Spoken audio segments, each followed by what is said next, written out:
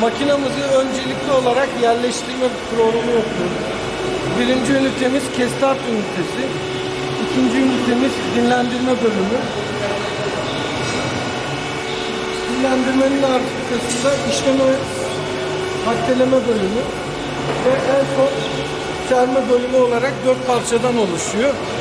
Bu makineleri birleştirirken ve hizalarken ilk başta yapmamız gereken konu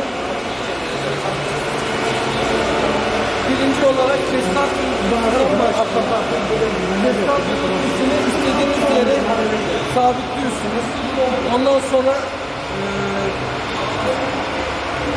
makinenizi su terazisiyle muhakkak her yönden bakarak teraziye almanız gerekiyor. Buradan dört köşesinden muhakkak teraziye alınması gerekiyor. Teraziye alınma işlemi bittikten sonra sırasıyla dinlendirme ve diğer üniteleri yerleştirmeye başlıyoruz. Biz daha önceden bu sıralamayı yapmıştık. Kaldığımız yerden devam edelim. Birinci olarak dinlendirmenin mesafe ayarı yapılması gerekiyor. Dinlendirmenin mesafe ayarını sağlayan millerimiz bunlar. Buralarda gözler var. Bu gözlere elimizi koyuyoruz. Mesafe milli olarak bunların bağlantılarını yapıyoruz.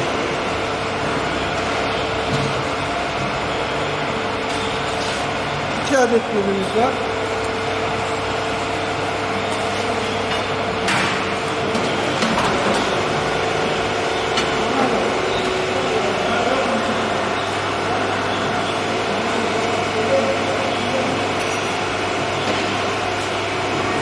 Altın bandı alalım.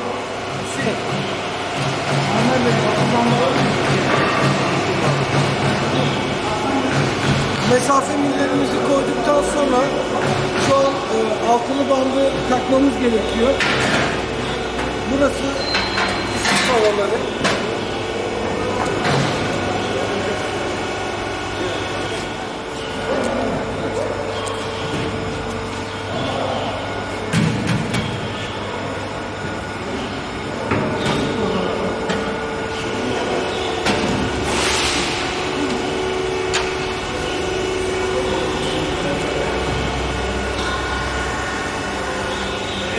Altın bandımızı koyduk.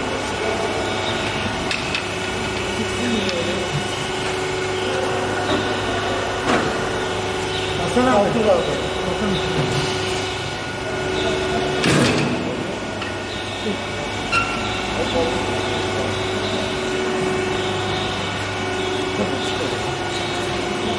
Altılı bandını üzerine koyduk. Burada dikkat etmemiz gereken konu düşürme merkezi. Çok fazla geride olmayacak, çok da ileride olmayacak. Biz bunun ayarını bu şekilde yaptık. Burada önemli olan altılı bandı kaldırdık. Aşağıya bıraktığımız zaman bu şekilde rahatlıkla inip kalkması gerekiyor. Eğer çok fazla ileride olursa taslara takılacağı için inip kalkmaz. Burada da ara geçiş bandının şu bantla yüzeyde şu kadar bir boşluk kalması gerekiyor.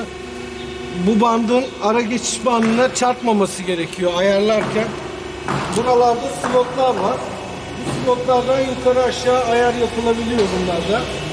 Herhangi bir takılma yok da banda zarar vermesin diye. Bu işlemi de yaptıktan sonra kafamız dinlendirmeye bağlanmış oldu.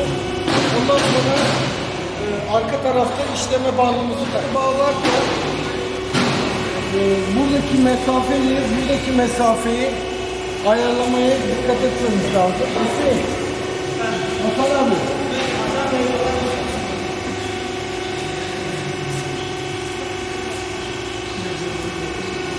Burada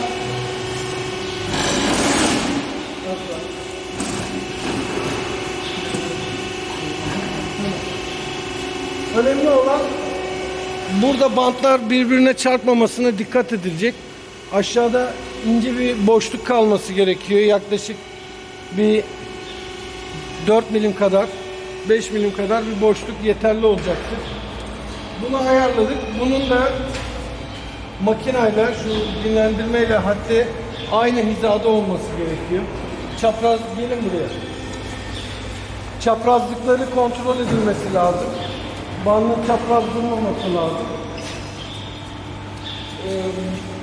Bu bandımızı yerleştirdikten sonra su terazisiyle tekrardan teraziye alınacak.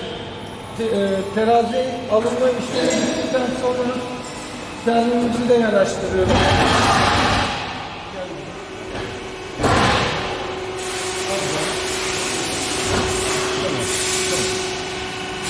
Serve bandımızı da yaklaştırdık. Kablolarına getirdik.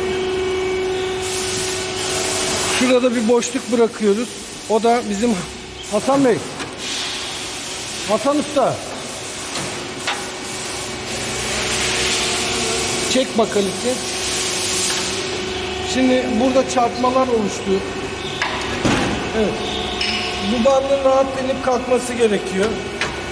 İşleme bandı ile serme bandı arasında ki boşluğu ayarlayabilmeniz için aşağı koyuyor.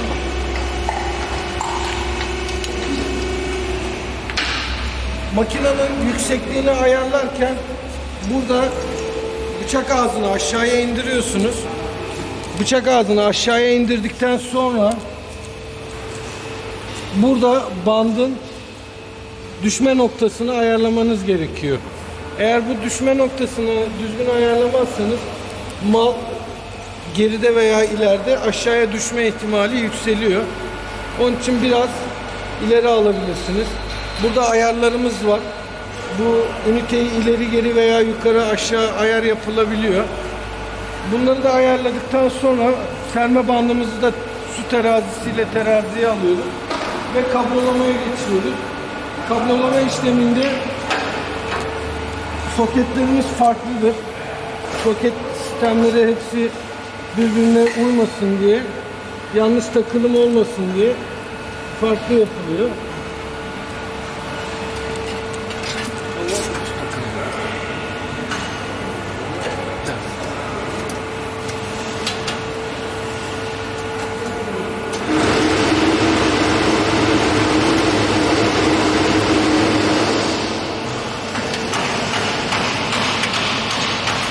Evet. Sonra dinlendirme ünitesinin kabloları kopuyor.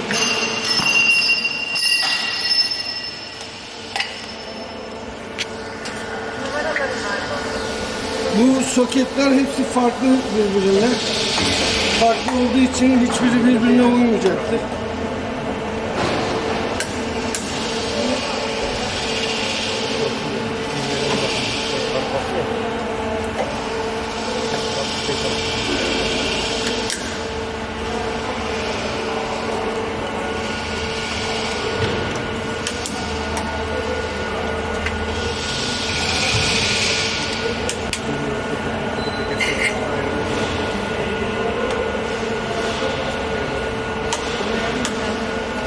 Normalde bunların üzerlerinde kodlamamız da oluyor. Eğer soketler aynı model kullanılıyorsa. Sonra hortum ve kablolama işlemleri. Burada kod numaraları yazıyor üzerlerinde. 1 numara 1 numaraya, 2 numara 2 numaraya diye kodlamamız var. Şu şekilde göstereyim.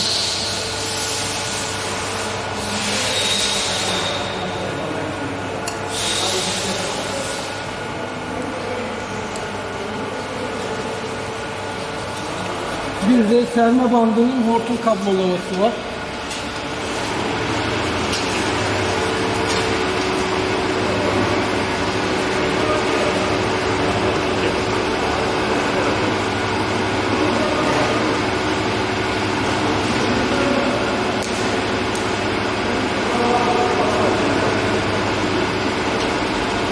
Evet, makinamızın yerleştirilmesi ve kurulum aşaması tamamlandı. Bundan sonra reçete ve start işlemleri vardı. Bunu bir önceki videomuzda anlatmıştık. Teşekkür ederim. Öncelikle ovalama bandının takılış sistemini anlatacağım. Kapağımızı açıyoruz. Bandımız burada hazır.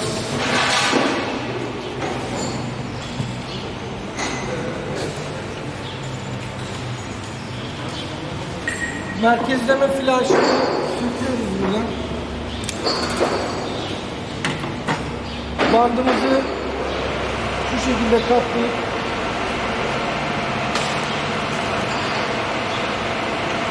burada kamyonuna geçiriyoruz.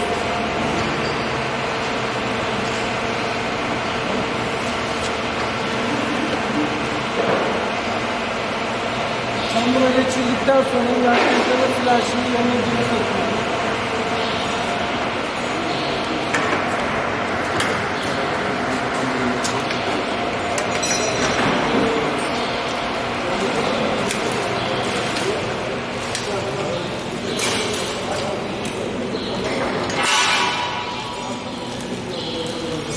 Ondan sonra kullanmak istediğim tamburu, bu 1 numaralı tambur. Tamburumu takıyorum.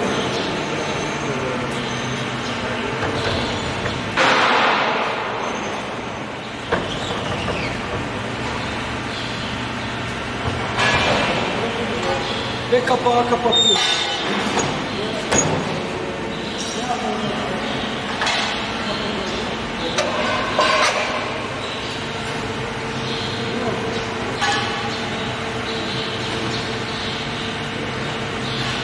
Merkezleme kovanımız.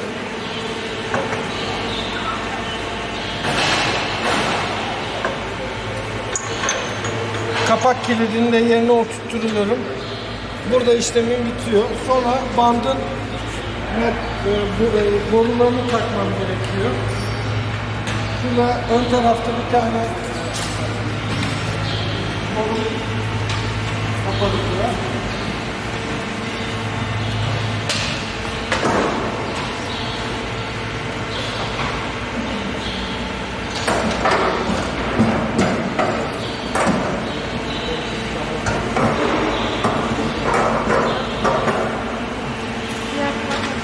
Aynen. Şurada kanallar var. Kanallara borumuzu oturtuyoruz. Ön tarafta.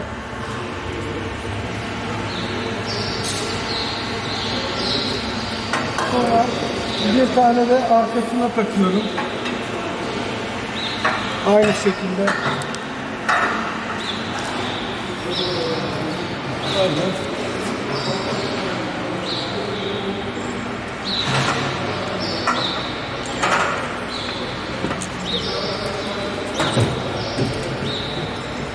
Tamam.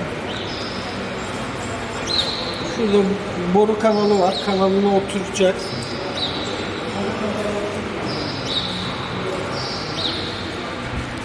Sonra geliyorum buraya.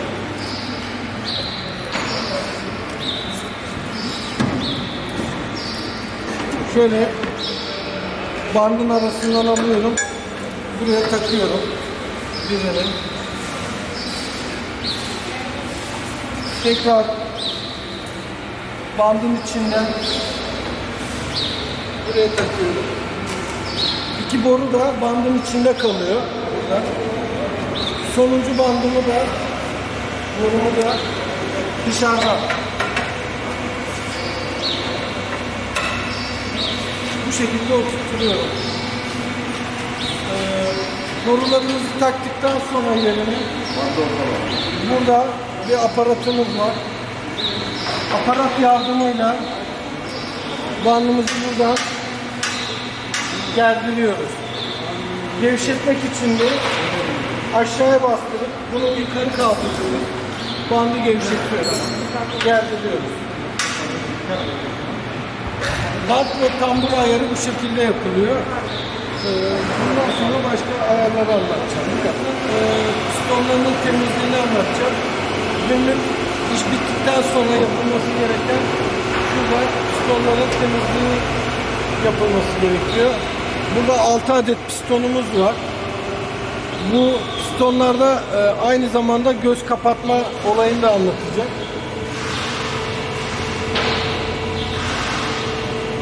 Kilit cıvatasını gevşetiyorum. Komple sökmeye gerek yok. Bunu gevşettikten sonra mekanizmayı geriye alıyorum ve kilit lamasını çıkartıyorum. Kilit gıdamasını çıkardıktan sonra pistonlarımız bu şekilde geri geliyor. Bunların içinde günlük hamurlar birikme yapabiliyor. Şu kenarlarına güzelce temizliğini yapıyoruz. Bunları muhakkak soğuk suyla temizliyoruz. Sıcak su kullanmıyoruz. Sıcak su kullanıldığı zaman pistonlarda şişme yapıyor. Bu pistonlarda göz kapatma olayı var. Göz kapatma dediğimiz pistonun şu yüzeyi boş. Şurada bir kilit kısmı var. Normalde pistonlar bu yüzeyde çalışırlar. Pistonu kilitlemek istediğiniz zaman pistonun kilit kısmını çeviriyorsunuz. Tekrardan lamayı geri takıyorum.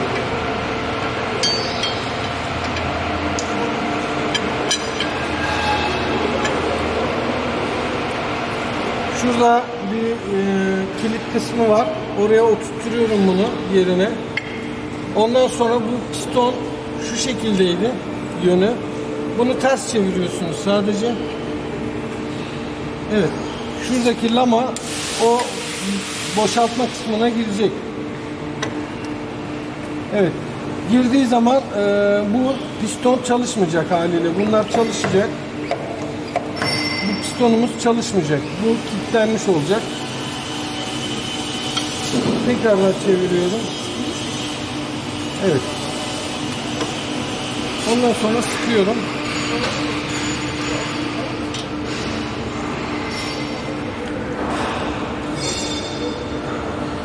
Evet. Günlük piston temizleme işlemi de bu kadar. Makinemizin günlük makine kontrolleri. İlk başta makineye çalışmaya başlamadan önce yapmamız gereken kontroller var. Öncelikle kapaklarımızı açıyoruz. Burada yağ ünitesi var. Yağ ünitesini gözlem olarak kontrol ediyoruz. Yağ var mı yok mu diye. İşte aksam kısmını bir gözden geçiriyoruz.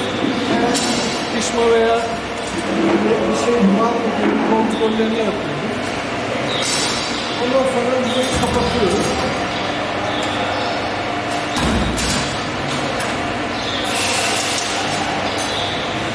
Unlama haznemizde unun olup olmadığını kontrolünü yapıyoruz. Un miktarını buradan kontrol ediyoruz. Unlama kısmına baktıktan sonra yapacağımız ürüne göre burada gramaj kontrolü yapıyoruz. Hangi gramajda kullanacaksanız ürünü o gramaja göre ayarlıyorsunuz ve bu gramaj kontrolünü yaptıktan sonra tambur seçimi yapıyorsunuz. Bu tambur seçimi hangi gramajda kullanacaksanız değiştirmeniz gereken bir gramaj.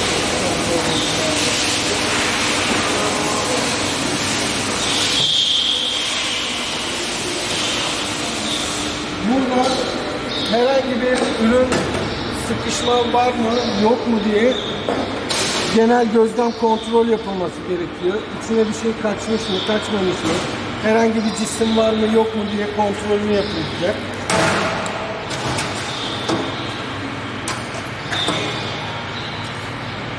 Kullanacağınız reçeteye göre altılı bandımızı yukarı veya aşağıya dinlendirmede kullanılacaksa eğer yukarı, aşağıda kullanılacaksa aşağıda olup olmadığına emin olmamız gerekiyor. Eğer dinlendirme ünitesi kullanılacaksa içe düşürme bandımızı buradan ayarını yapmamız lazım. İçe düşürme bandı aşağıda kullanılacaksa eğer bunu muhakkak yukarı kaldıracaksınız. Bu bant yukarıdayken kesinlikle dinlendirmeyi çalıştırmıyorsunuz. Sıkışmalar yapabiliyor. Burada haddi bölümümüzde yapılacak ürüne göre bunların ince günlük ayarlarını yapmamız gerekiyor. Seçeceğiniz reçeteye göre uygulama şeklini kendiniz ayarlamanız lazım. Bıçak ağzı modelimiz dediğimiz eğer dinlendirmede kullanılacaksa bıçak ağzının burada pinler var. Kaldırıyorsunuz. Şurada 2 tane delik var. Ona göre ayarını yapıp buradan sandviç alınacaksa eğer buraya, sandviç kullanılmayacaksa bunu çıkarıp aşağı göre buradan direkt aşağıya verebilirsiniz. Ondan sonra tava seçimi. Tavaların ayarı yapılırken şurada bir parmak kadar boşluk bırakıyoruz. Tava fazla sallanmasın diye şu şekilde ayarlıyoruz. Rahat gidip gelmesi gerekiyor tavanın. Tava ayarı yapıyoruz. Bunların genel gözlemlerini yaptıktan sonra makinemizin şartlarını açabiliriz.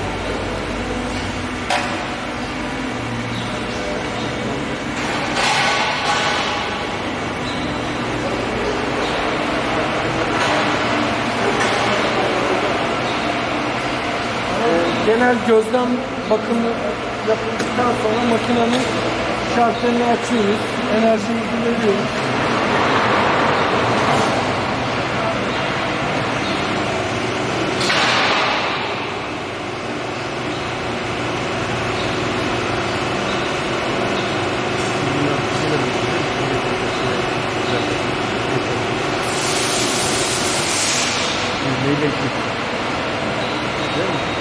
Evet.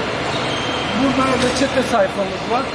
Reçete sayfasında manuel kontrol, otomatik geçiş. Şu an manuel kontrolü alıyorum değerleri. Buradan manuel kontrolden bütün sürücü ve motorlara buradan hareket verebiliyorum manuel olarak. Ana motor, ovalama, hamur basma tek tek kontrollerini yapabiliyorum. Otomatiğe alıyorum. Dinlendirmeyi kullanacaksanız eğer dinlendirme devrede, eğer ürün bittiği zaman boşaltma dediğimiz bir boşaltma tuşumuz var burada. 3'e düşürme devrede, 3'e düşürme devre dışı. Bunları ben hamur varken tekrardan anlatacağım. Reçetede girdiğimiz zaman size burada ürünler hepsi otomatik olarak dolduruldu. Gönder tuşuna basıyorsunuz. Bütün reçete değerlerini gönderiyor. Eğer hamburger yapacaksanız hamburgeri seçip hamburgeri gönderiyorsunuz. Yoksa rol yapacaksanız rol yazıp rolü göndermeniz makinenin start alması için yeterli olacaktır. Tamam, bu kadar. Teşekkür ederim.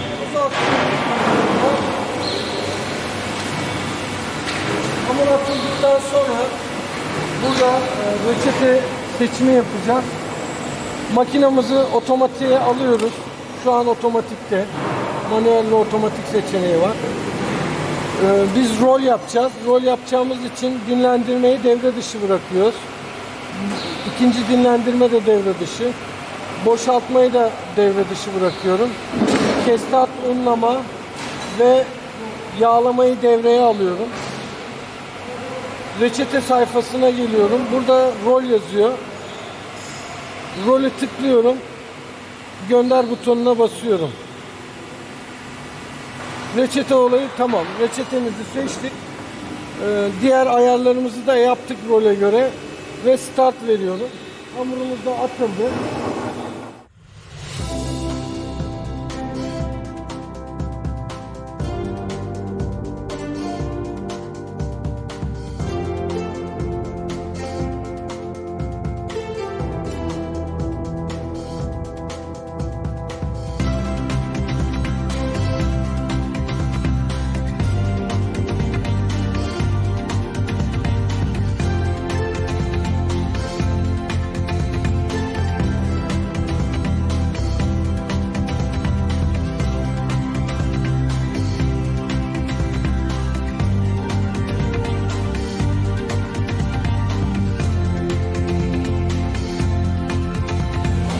Rolden sandviçe geçişi anlatacağım.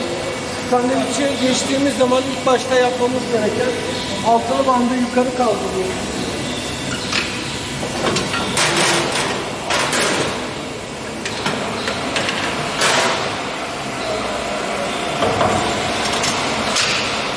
Altılı bandı yukarı kaldırdıktan sonra kolları %1'e ayarlamanız gerekiyor.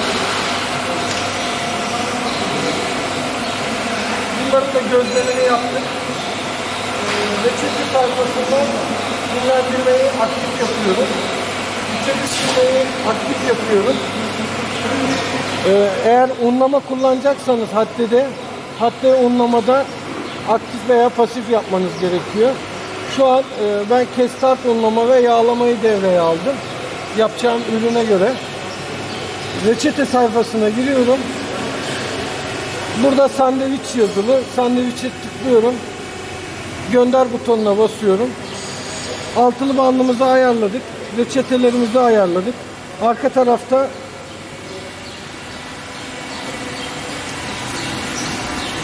burada içi düşürme bandımızı dinlendirmeyi kullanacağım için aşağıya alıyorum. Burada ezme bandımı şekil vermek için indiriyorum aşağıya ve yastığımı hamuruma göre aşağıya indiriyorum.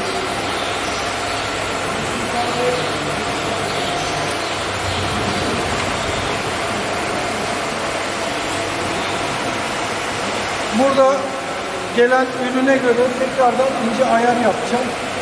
Ve bu bandımı yukarı kaldırıyorum. Kaldırıyorum. Sandviç yapacağım için bandımı yukarı pozisyona ayarladım. Rol tepsisini çıkar. Tepsi çıkar. Evet. Bir tane sandviç tepsisini koyuyorum. Burada ayar yapıyorum. Yaklaş. Yaklaş. Evet. Biraz daha yaklaş.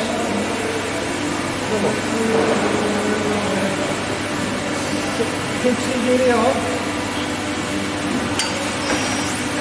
Sandviçe göre ayarlandı. Ayarları yapıldı. Tekrardan geriye yapıyorum. Tava otomatik olarak aldı ve beklemeye. Şu an makinamız starta hazır pozisyonda. Ondan sonra start ediyoruz. Durduralım burada.